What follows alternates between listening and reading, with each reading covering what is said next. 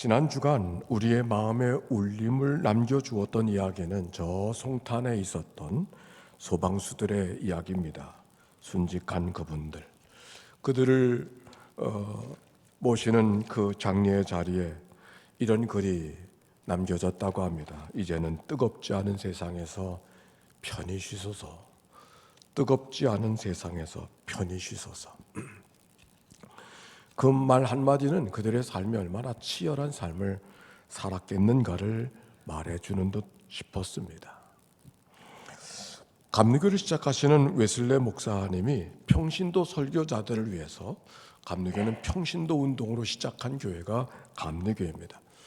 훈련되지 못한 그 설교자들을 돕기 위해서 표준 설교집을 만들어서 편찬하게 됐는데, 그 설교집을 편찬하며 이런 글을 적고 있습니다. 저는 단 하나만을 알고 싶습니다. 하늘 가는 길입니다. 어떻게 해야 그 행복한 해안에 무사히 도착할 수 있는지를 알고 싶을 뿐입니다. 내 평생엔 한 가지, 하늘 가는 길을 알고 싶습니다. 웨슬레 목사님의 소원이었습니다. 그리고 그 하늘 가는 길을 가르쳐 준 것이 바로 성경이었기에 웨슬레 목사님을 가리켜서 한 책의 사람, 성경의 사람이라고 이야기하고 있는 것은 바로 하늘 가는 길을 성경에서 발견하였기 때문입니다.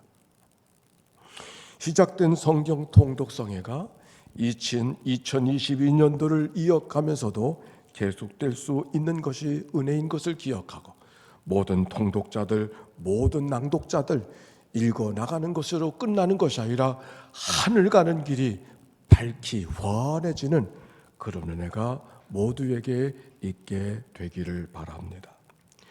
새해가 열려지면서 읽었던 말씀은 마태복음이었습니다. 예수님의 생각 어떠한지를 다시 대할 수가 있었습니다. 우리가 읽은 대로 예수님의 첫 번째 메시지는 다른 것이 아니었습니다. 회개하라, 천국이 가까웠느니라. 임박한 천국에 대한 선포가 예수님의 첫 메시지였습니다. 예수님은 제자들을 부르신 다음에 그 제자들을 보내시면서도 하셨던 말씀, 가면서 전파하여 이르되 천국이 가까이 왔다고 하라고, 가면서 전파하여 말하기를 천국이 가까웠다고 말하라고 이야기했습니다. 그들이 먼저 전해야 될 말씀이 무엇인가를 명확하게 말씀해 주셨습니다. 그러나 사람들은 그 천국의 메시지를 아랑곳하지 않았습니다. 받아들이려고 하지 않았습니다. 자기들이 사는 일에 분주해서 귀담아 듣지 않았습니다.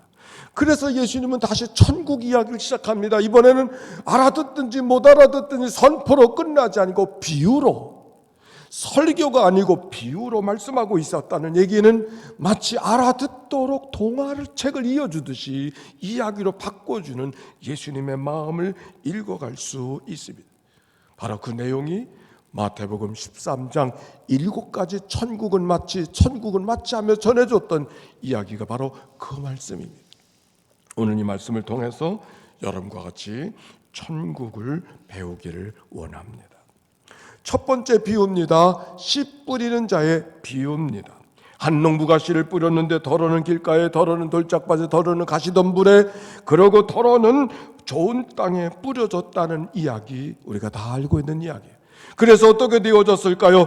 길가에 뿌려진 씨앗들은 새들이 와서 날로 먹어버렸고, 흙이 얇은 돌밭에 뿌려진 씨앗은 싹이 나오나 곧 말라버렸고, 가시덤불에 뿌려진 씨앗은 제대로 자라지를 못했다고 하는 그 이야기. 그러나 좋은 땅에 뿌려진 씨앗은 100배로, 60배로, 같이 한번 해볼까요? 시작.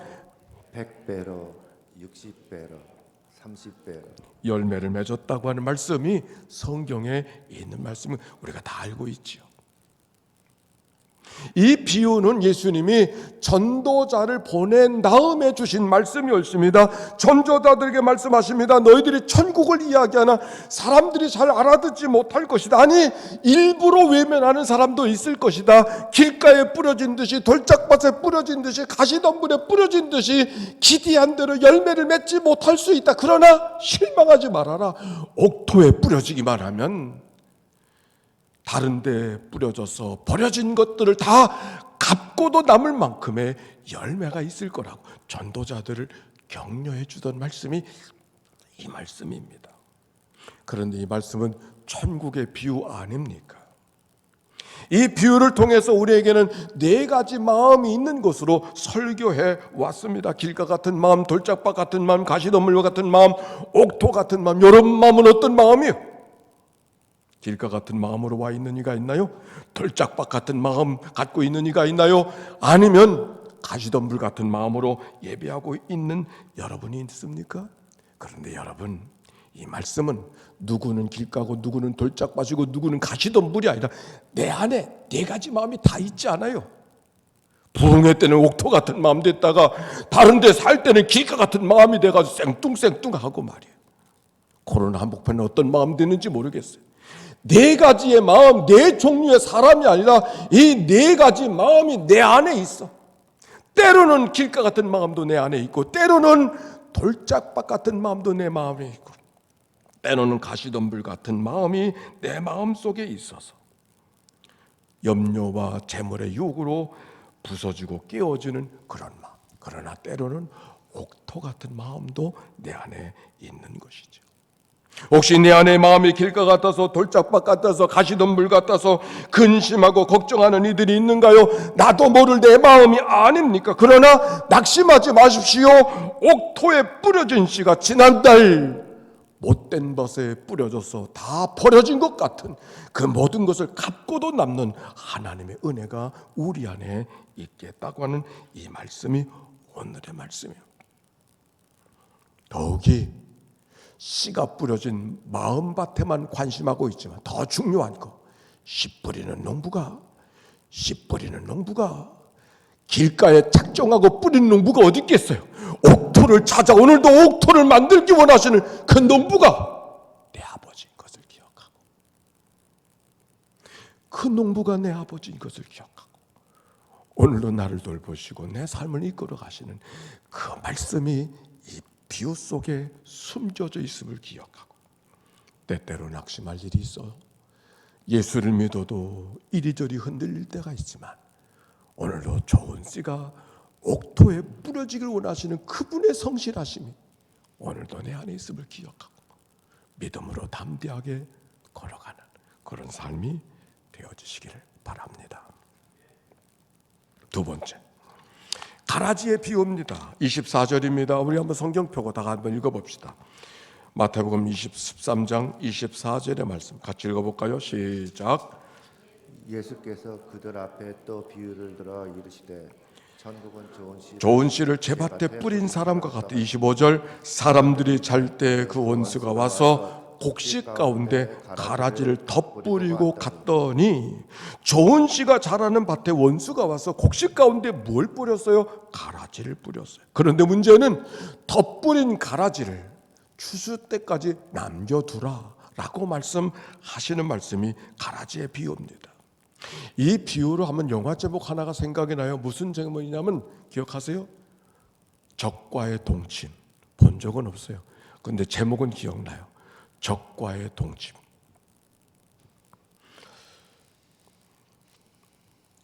적과 더불어, 가라지와 더불어 살아가야 되는 우리의 인생길을 오늘 성경이 이야기하고 있는 거예요. 오늘 성경을 대하면서 문제는 하나님께서 그것도 원수가 뿌린 가라지를 어찌 추수 때까지 내버려 두느냐고 하는데 우리의 질문이 있어요. 그렇잖아요? 빨리 뽑아주셔야지. 어떻게 추수 때까지 가라지들을 내버려 두시는가? 그런데 여러분, 여기 말씀 속에 씨앗이 심겨진 밭은 무엇이고 맺혀지길 원하는 알곡 곡식은 무엇일까요? 우리가 아는 대로 여기 밭은 우리의 마음, 우리의 삶이 아닌가요? 그리고 맺어지기를 원하는 그 알곡은 무엇인가? 그 심령 속에 겸손이요, 사랑이요, 은혜요, 감사요, 충성이요, 열심이요, 절제요. 그렇지 않은가요?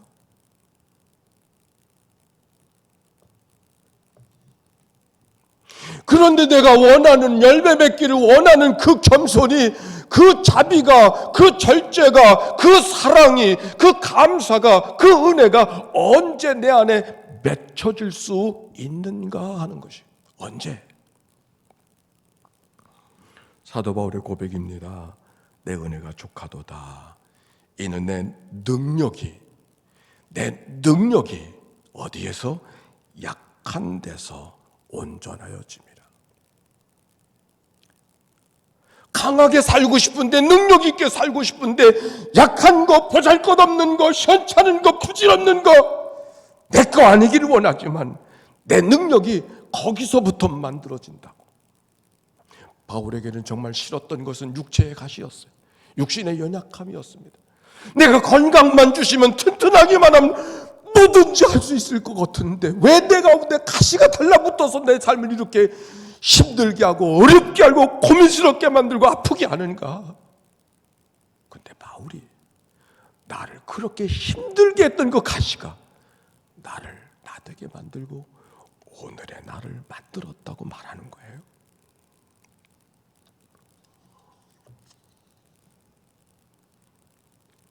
삶을 살아가며 스스로 겸손을 만들고, 스스로 믿음을 체득하고, 스스로 절제하고, 스스로 은혜에 반응하며 살아가는 사람은 누구나가 아닌 것 같습니다. 오히려 여러 가지 일들이, 가라지 같은 일들이 때로는 내 마음을 다듬어주고 내 삶을 붙들어줘서 몰아갈 때 뒤집어지게 하시고, 잘못할 때 다듬어 주셔서 그래도 이나마 주님 앞에 있는 거 아닌가요?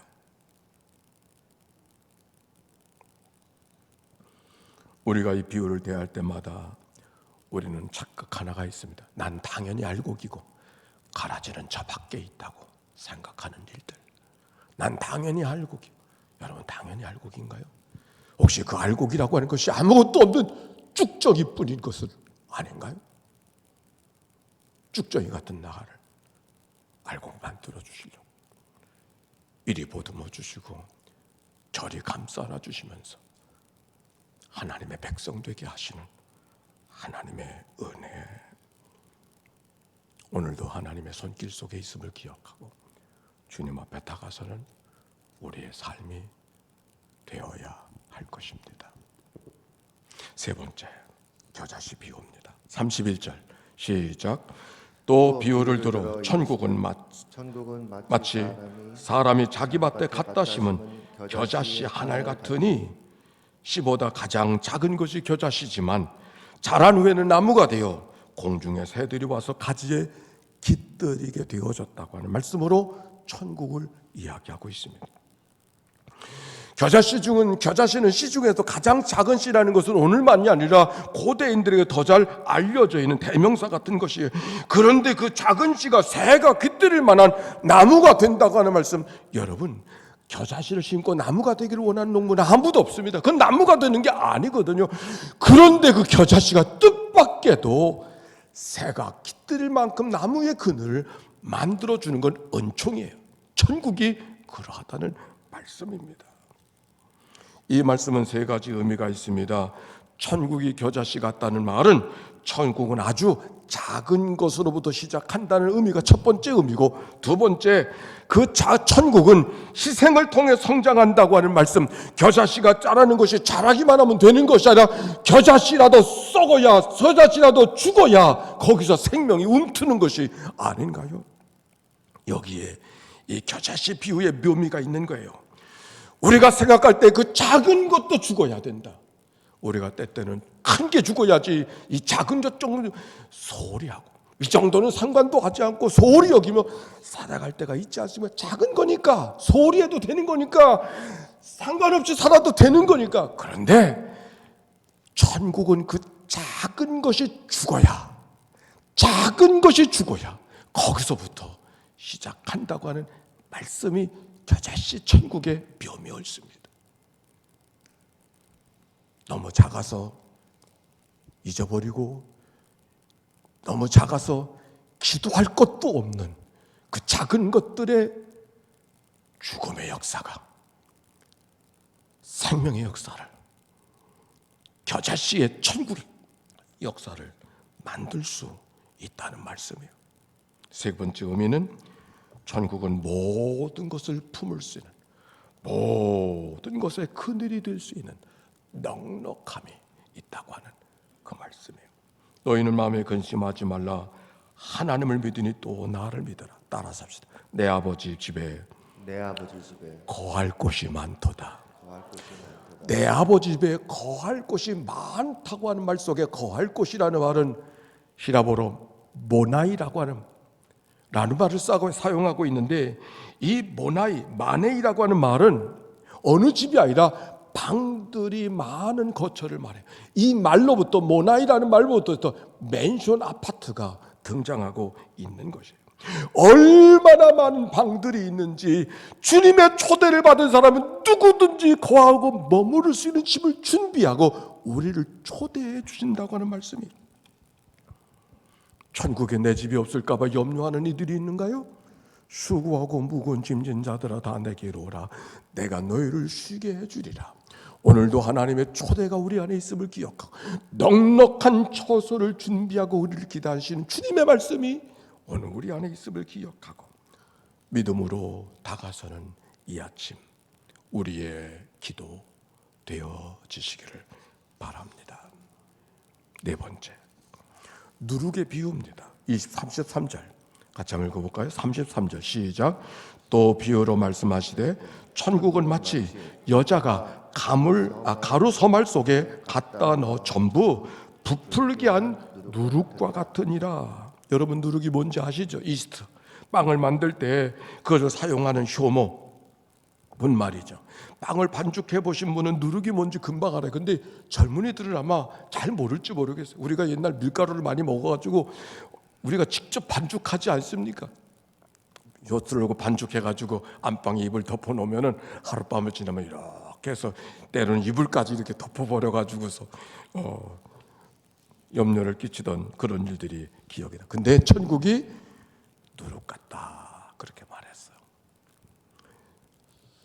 근데 이 말씀의 비유가 초대교회 교인들은 아주 충격적으로 들었을 거예요. 의아하게 들었을 거예요. 깜짝 놀랐을 거예요. 아니, 천국이 누룩 같아?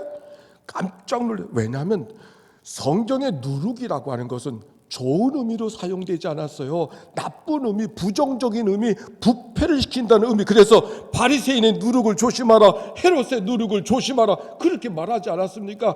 레위기서에 보니까 하나님 앞에 드리는 제물 가운데 소재에는 누룩을 함께 드리지 말라고 했어요. 그런데 버려야 되고 멀리 해야 될 누룩이 천국 같다고 이야기했으니 제자들이 얼마나 사람들이 깜짝 놀랐을까요? 그런데 천국이 누룩 같다는 말은 맞는 말이에요.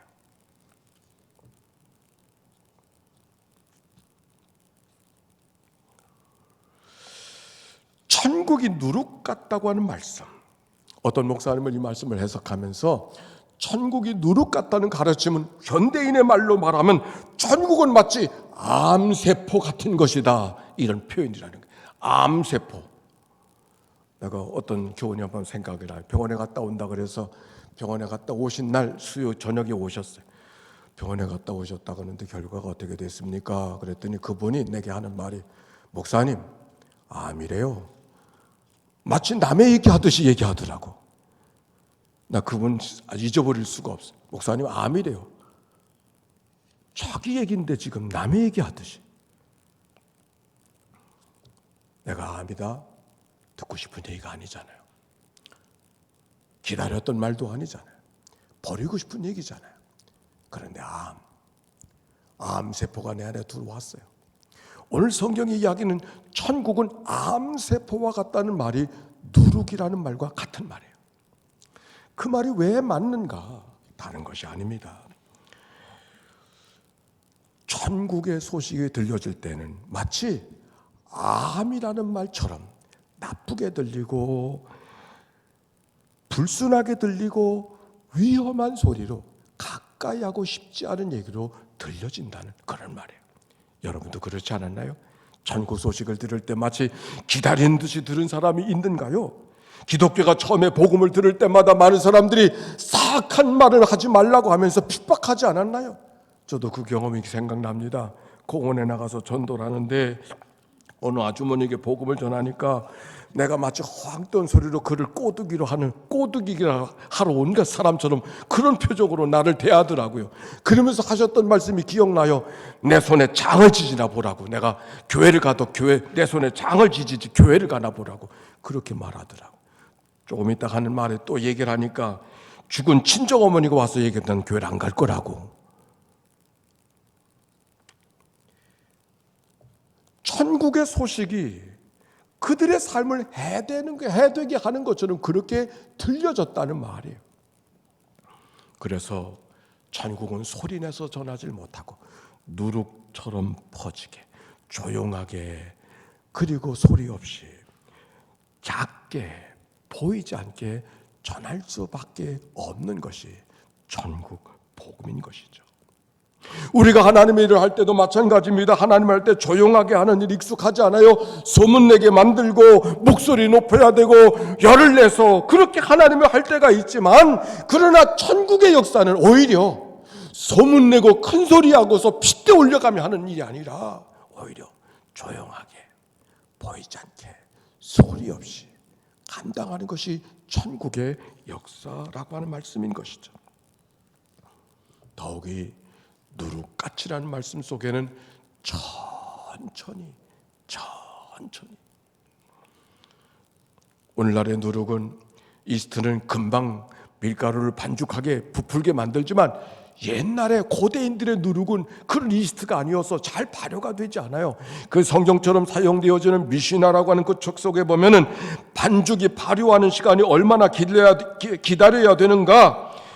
여리고에서 예루살렘을 왕복하면 누룩이 발효가 된다, 이런 말이 있어요.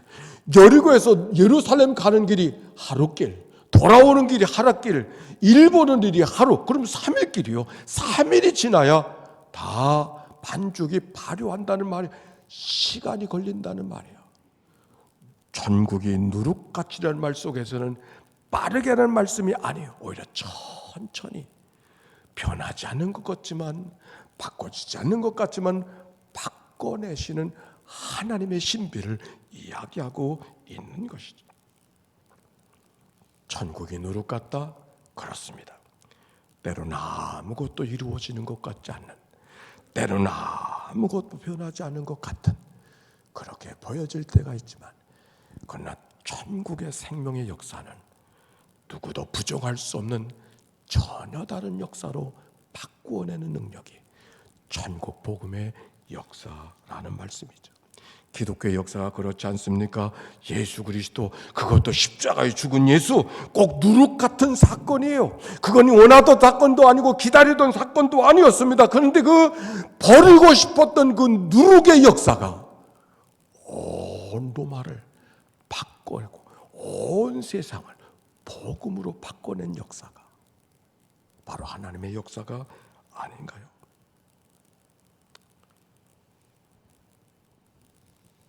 그리스도를 누구로 삼으셨던 주님, 나를 누룩으로 삼으셔서 나를 통하여 가정이, 나를 통하여 일터가, 나를 통하여 교회가 천국으로 바꿔지는 역사가 모두에게 임하게 되시기를 바랍니다. 다섯 번째, 밭에 감추인 보화. 이 말씀 여섯째 진주장사의 비유는 같은 비유입니다. 천국은 마치 밭에 감춘 보화와 같으니 사람이 이를 발견한 후 숨겨두고 기뻐하며 돌아가서 자기의 소유를 다 팔아 그 밭을 샀느니라. 천국은 마치 좋은 진주를 구하는 장사와 같으니 극히 값진 진주 하나를 발견하며 가서 자기의 소유를 다 팔아 그 진주를 샀느니라. 천국이 얼마나 소중한지, 자기의 가진 것들, 자기가 쌓아둔 것들, 자기가 모아둔 것 다 팔아버려도 아깝지 않은 것이 천국의 보화라는 말씀이 이 말씀인 것이죠.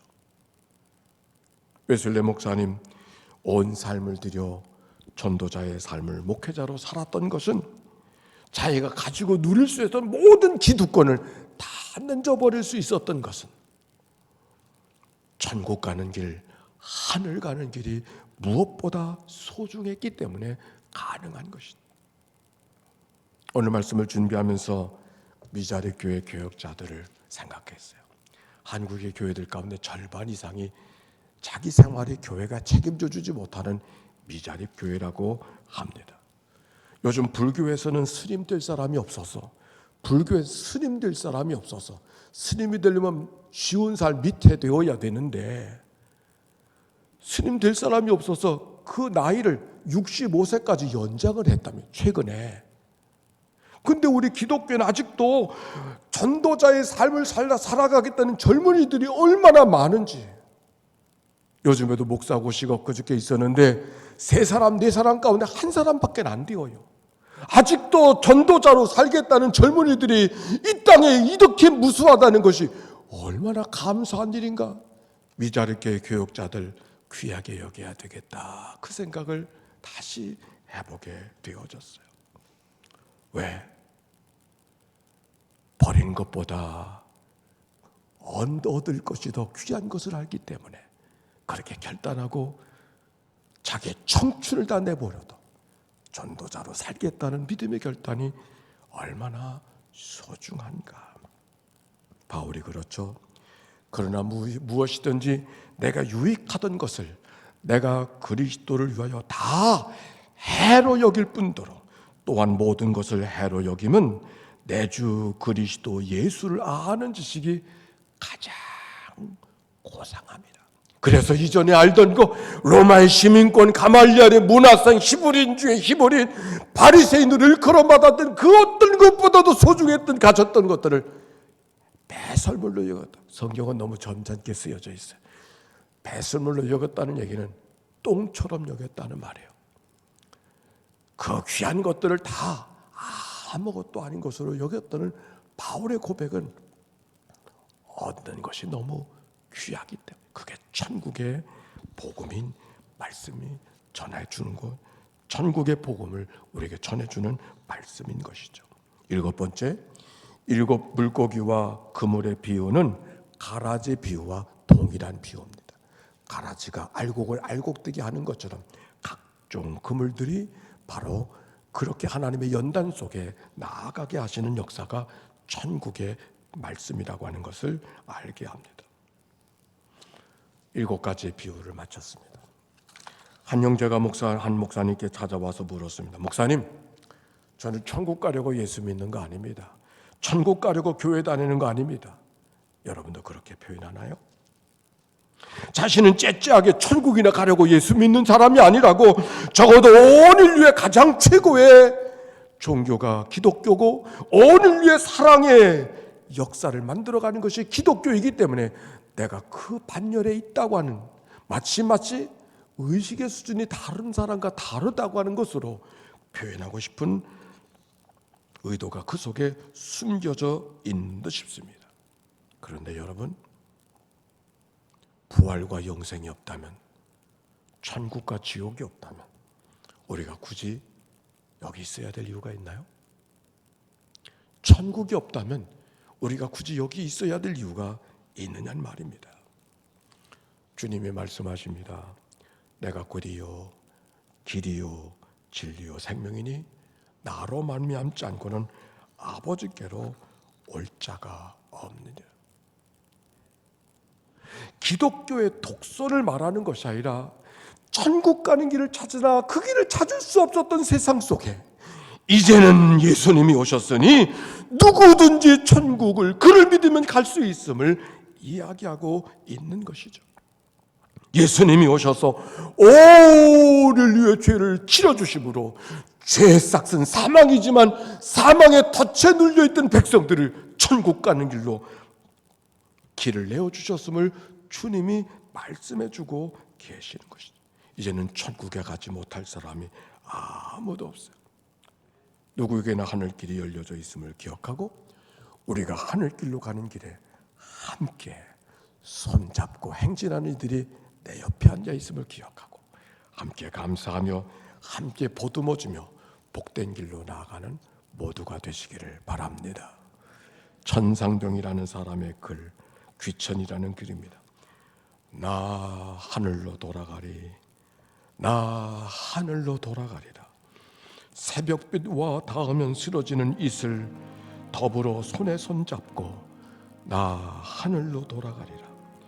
노을빛 함께 단둘이서 기슭에서 놀다가 구름 손짓하면 나 하늘로 돌아가리라. 아름다운 이 세상 소풍을 끝내는 날 가서 아름다웠다고 말하리라. 서울대학을 나와 천주교의 신자로 살던 그였었지만 동백림 사건에 연루되어진 자가 되어져서 모진 고문을 받게 되어졌고 결국 장애인으로 이 땅을 살아야 됐던 그에, 그러나 세상에는 못난 인생 되어져서 살게 되어졌지만 하늘 가는 길이 열려져 있음을 기억하고, 아니 그 하늘 가는 길에 내 아내가 함께하고 있음을 기뻐하며 나 하늘로 돌아가리라, 하늘로 돌아가리라. 아름다운 시를 남겨주었던 그 마음속에 그의 신앙을 발견합니다. 그는 천주교 신자였지만 1981년부터 서울 연동교회 저 2층 난간 앞에 앉아서 아내와 함께 예배를 드리다가 63살이 되어 간경화로 소천하게 되어졌습니다. 하늘로 돌아가 이 세상 아름다웠다고 말하리라는 말이 그의 생을 알기에 더 달리 들려지는 예수께, 오늘을 살아가는 우리 연희교회 가족들의 아름다운 노래, 아름다운 고백이 되어지시기를 주의 이름으로 축원합니다.